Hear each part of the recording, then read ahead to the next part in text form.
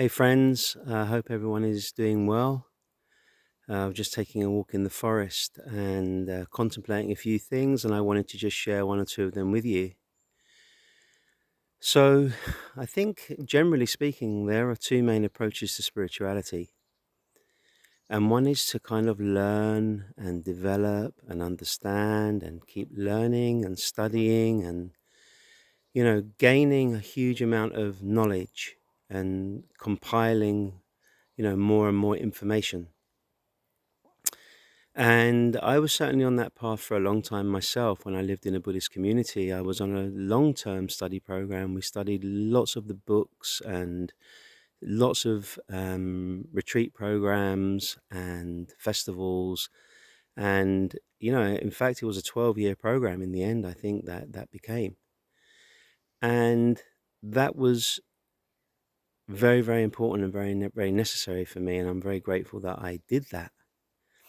However, more learning, more understanding, more knowledge isn't necessarily going to bring us what we're looking for.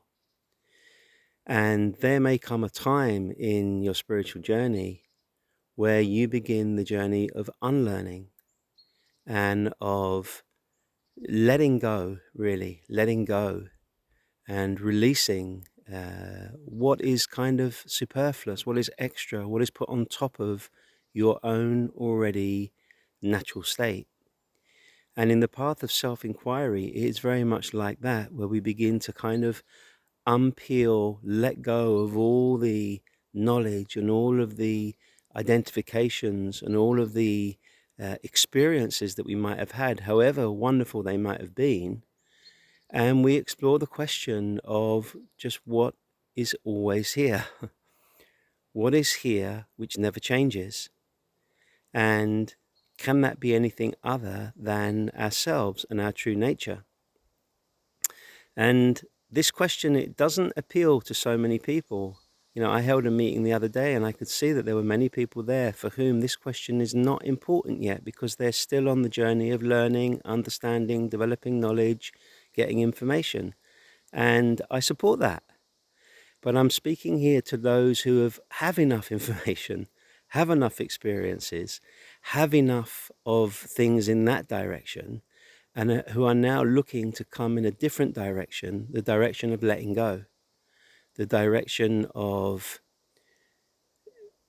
realizing and recognizing what is prior to knowledge, what is prior to information, what is just that our natural and immediate sense of self, our natural and immediate being, if you will.